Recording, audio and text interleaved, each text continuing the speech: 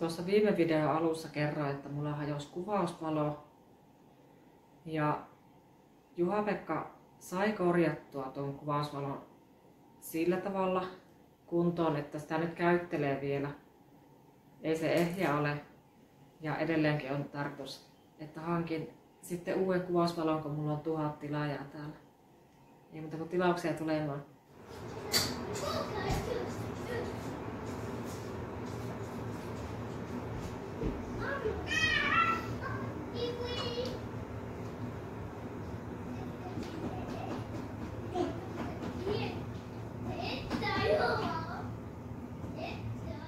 Niin kiusallista.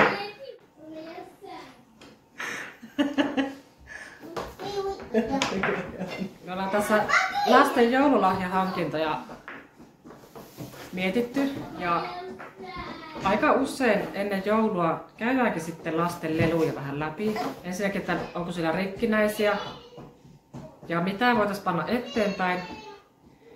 Meidän lapset tietää, että joulupukkia ei ole olemassa. Joulupukki on vaan semmoinen mukava leikki.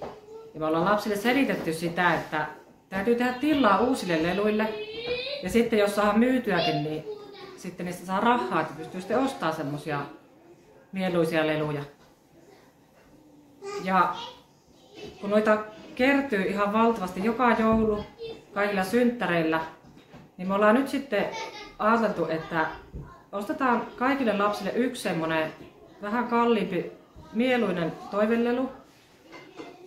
Ja sitten sillä lailla hallitaan sitä lahjojen määrää, että ei ostella semmoisia pieniä leluja montaa. Meillä on ollut aikaisempina jouluina semmoista, että on ostettu semmoisia pienempiä, halvempia leluja useampia. Ja sitten käy kuitenkin niin, että kun niitä on paljon ja leluja kertyy, niin osa jää tosi vähälle leikille. Ja on paljon semmosiakin, mistä lapset ei vaan niinku välitä. Että on saattanut ajatella sillä, että tuohan on tosi mieluinen, että ostanpa tuommoisen. Tässä on itsellä taustalla se ajatus, että ensinnäkin kun lapsi saa yhden tosi mieluisen lelun, niin lapsi myös leikkii sillä. Mä tykkään aika paljon ostaa, tai me tykätään ostaa kontista, SPR:n kontista leluja. Meillä on ollut semmonenkin tyyli välillä, että on ostettu ihan muuten vaan leluja sieltä. Niin sekin on semmonen, että niitä sitten aika varkain kertyy. Ja tykätään ostaa käytettynä, jos vaan löytyy hyväkuntoisia. Mutta tässä kun on katsellut noita lasten toiveleluja, niin ei siellä taho olla semmosia sitten ihan just mieluisia. Ja jos siellä onkin, niin ne on semmosia ylihinnoiteltuja leluja, joista puuttuu osia. Niin ei oikein halua semmoista rikkinäistäkään lelua sitten ostaa. Nyt me ollaan käyty läpi noita leluja, meillä on läjää tuolla oottamassa, mitkä lähtee eteenpäin. Että osa pannaan myyntiin ja osa sitten annetaan eteenpäin. Todennäköisesti viian konttiin. Niin sillä lailla ne lelut pääsee kiertoon. On mahdollisimman vähän roskia, että meilläkin pyritään siihen, että leluja ei laiteta niinku roskiin, jos ne nyt ei ole aivan rikkinäisiä. Että niin kauan kun lelulla pystyy leikkimään, niin sitä voidaan pitää leikeissä. Sitten kun on saanut käytyä ne tavarat läpi, että mitä laitetaan eteenpäin, niin sitten onkin se vaihe, kun joutuu miettimään, että mitä laittaa myyntiin, mitä laittaa annettavaksi. Ja ne joutuu kuvaamaan.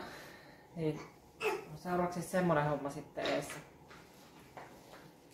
Se on kyllä ärsyttävää, että nykyään lelut on niin huonolaatuisia, että saattaa olla sillä, että edellisenä jouluna saadut lelut on jo ennen seuraavaa joulua hajalla. Ja kuitenkin lelut maksaa paljon, että tuotakin sitä ilmaista lelukuvastoa, kun on katsellut, niin on ne kyllä kovissa hinnoissa nuo lelut, vaikka ei olisi kovin häävin laatuisia.